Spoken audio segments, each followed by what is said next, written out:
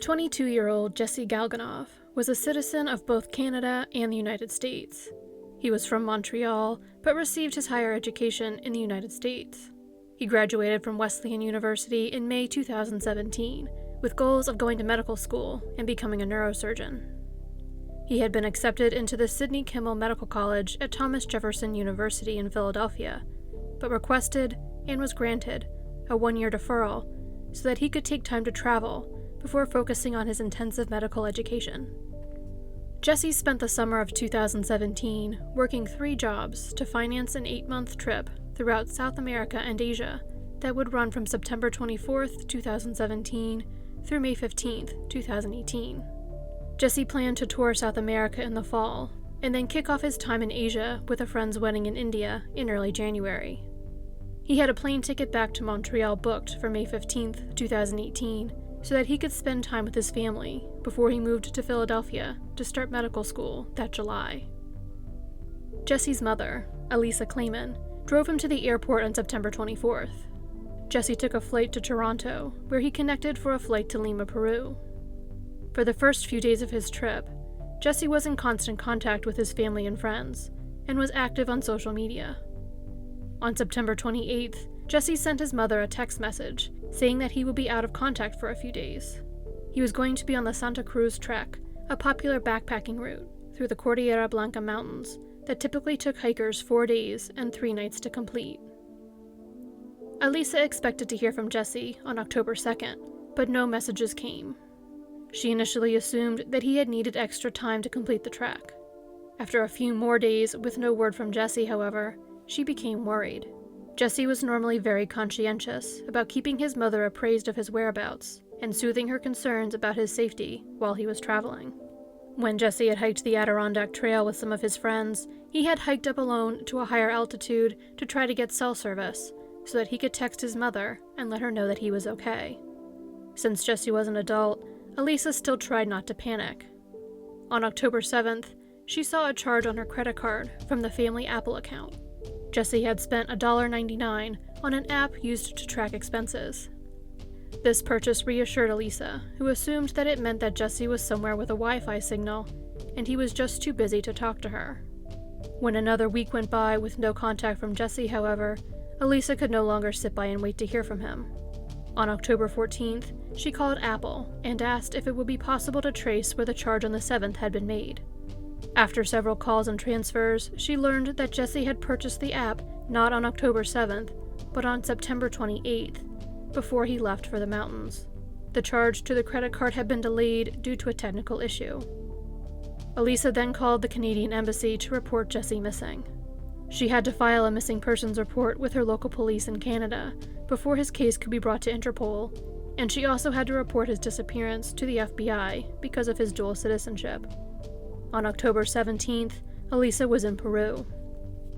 Elisa was able to make this trip due in part to a $100,000 donation made by prominent Montreal businessman Mitch Garber and his wife Anne-Marie Boucher to the effort. The couple made the donation because their son was a good friend of Jesse's from school. This donation would be the first of many made by people all over Canada and the United States to a fund created to aid in the search for Jesse. The fund is managed through the Missing Children's Network. When she arrived in Peru, Elisa was initially unable to learn much more about Jesse's movements than she had already known. On September 28th, Jesse took an overnight bus from Lima to the city of Huaraz, 400 kilometers north of Lima. He had previously booked a place to stay in a hostel there, but ended up staying in a different hostel. For several weeks, this was the last place anyone knew Jesse to have been, because of a Snapchat he had sent to a friend from the hostel. Elisa tried to use Jesse's devices to further track his movements. She attempted to get information from Apple, because Jesse used an iPhone, Amazon, because Jesse had been downloading books to a Kindle, and T-Mobile, because they were Jesse's cell phone service provider. None of them would comply with the request because of privacy concerns. Elisa had to wait for the authorities in Peru to issue subpoenas, compelling them to release the information they had. 3 weeks after Jesse went missing, Apple and Amazon both released information they had on Jesse's accounts. T-Mobile claimed that they were having difficulty gathering the information because Jesse had been roaming internationally. Little progress seems to have ever been made in finally getting Jesse's cell records, despite Elisa's ongoing efforts. A judge has also executed an order on other carriers to see if Jesse's phone connected to any networks other than T-Mobile around the time he disappeared, but the order does not seem to have been complied with. Jesse's friends back home were able to use the geolocation data embedded in photos he had taken to help determine his movements. Using this information, as well as CCTV footage, after a month in Peru, Elisa finally had an idea of Jesse's movements in Huaraz. CCTV shows Jesse leaving his hostel at 4:30 a.m. and walking towards an area where people would gather to find communal transportation. It is unknown exactly who gave Jesse a ride, but he was dropped off at the Caxapampa entrance to Huascarán National Park. There is no actual record of Jesse entering the park. Subsequent investigation would show that the individuals working at the park that day were not actual employees of the park, and the documents the park provided were both incomplete and forged. No one had actually been asked to sign in at the Caxapampa entrance to the park on the day Jesse entered it. When the park was asked for the records of who entered the park that day, they simply took the sheet from the same day in August and changed the date on it to September. They then presented the document to investigators. Hikers on the Santa Cruz Trek can travel in either direction along it, either going west to east or east to west. Jesse opted to travel west to east, starting in Caxapampa. He had already purchased a ticket to take the bus in Vaquillera, at the other end of the trek. While Jesse's intentions for his hike were clear, it would be several months before anyone would be able to confirm that Jesse had ever actually made it onto the trail. Elisa had hired a US-based private security firm the same day she had reported Jesse missing, and they sent a subcontractor from Mexico City to help her search for Jesse when she first arrived in Peru. According to Elisa, the authorities in Peru did not have the resources to perform the search, which left the task up to her and the private firm. She has also claimed that the Peruvian authorities are highly corrupt, a fact which has compromised her own efforts to find Jesse. The early effort to find Jesse mainly consisted of physical searches in the mountains. Elisa hired teams to search the trails and nearby bodies of water. She was eventually able to get helicopters to search the area for 4 days. Elisa also hired local guides to perform glacier searches and bring in search dogs. After a month with no sign of Jesse, however, Elisa had to change her approach. In November, Elisa hired a new firm, Magnus International Search and Rescue, out of Israel, for the next stage of the search for her son. Magnus has performed additional physical searches along the trail. They have searched waterways using a remote-operated vehicle, flown drones over the trail looking for disturbances in the soil, and spent hundreds of man-hours in the mountains and along the trail, finding nothing despite all of these efforts. However, the firm has made great strides on the intelligence side of the investigation using technology. Magnus scanned photographs uploaded to social media sites such as Facebook and Instagram to identify photos that had been taken on the trail at the same time Jesse had been there. They then reached out to and interviewed all of the individuals who had posted these pictures.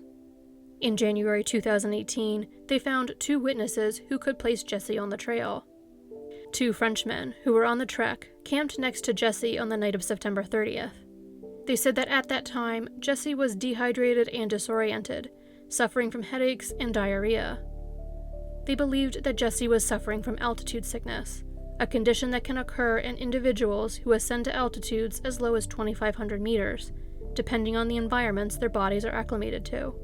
Most people who suffer from altitude sickness only experience a mild form of it, but the severe form of altitude sickness, which typically occurs at higher altitudes, and in people who are ascending quickly, can result in coma and death due to pulmonary and cerebral edema.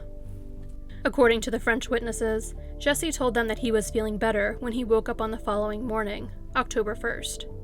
He looked much better as well, and he seemed to have all of the equipment he would need to complete the trek, so the witnesses were not necessarily concerned when Jesse decided to continue on his hike. They did not stay with him on the trek because they were traveling it in the opposite direction.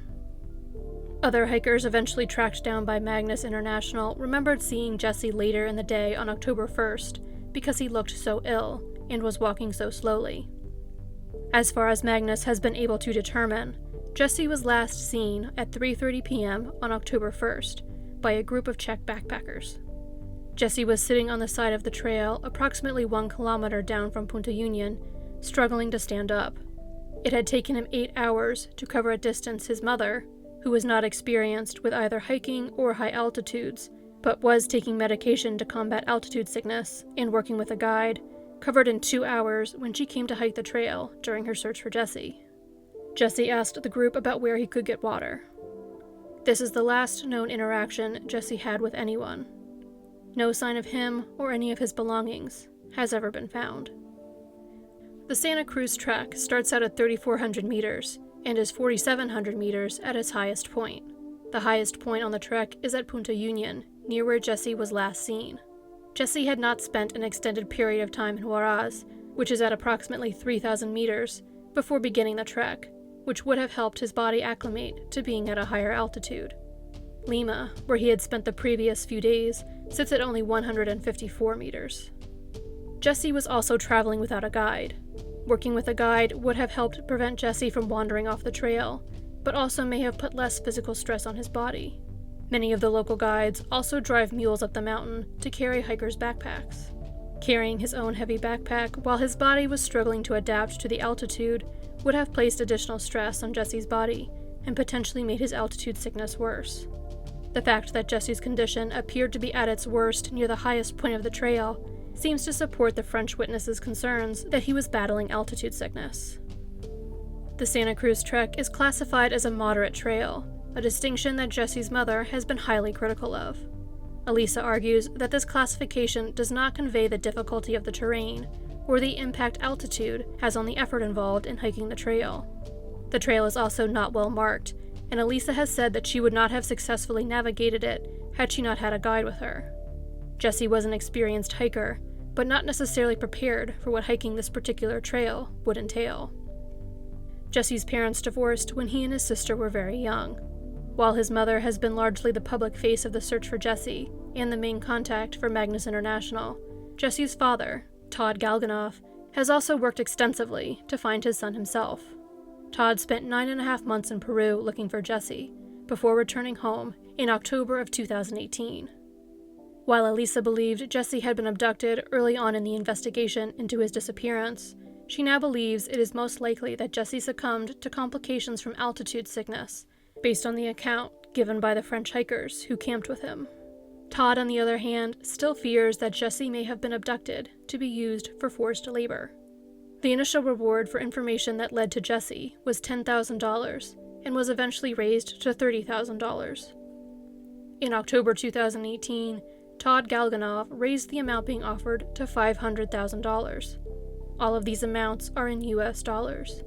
According to Todd, if his son is being used for labor, it is most likely by a group of people engaged in illegal activities, and such people would only respond to giant sums of money because of how valuable Jesse would be as a free worker. He also says that he is not looking to prosecute anyone who may have abducted his son, and will essentially pay the amount as ransom if it brings back Jesse. The search for Jesse has cost over $2 million to date. Elisa Clayman liquidated her financial assets and heavily mortgaged her home to cover some of these costs, but most of this money has come from contributions to Jesse's fund, managed by the Missing Children's Network. Some of these contributions have been private donations, and some have been the result of fundraising efforts organized by Jesse's family. In March of 2019, Elisa Clayman organized a bazaar in Montreal, where she and volunteers sold donated items and hosted raffles. The event raised over $12,000 for the search fund. Elisa Clayman is also working to prevent other families from going through what her family has experienced. She is currently filing a civil lawsuit against Huascarán National Park for negligence and forgery, and hopes to make the park safer for future hikers who wish to complete the trek. She also has plans to help develop tracking devices that could be used to locate children who go missing. While Elisa Clayman believes Jesse has passed away, and her fight is to locate his body and bring him home, and Todd Galganov still believes there is a chance Jesse is alive and needs to be rescued, they both continue to fight for answers about what happened to their son.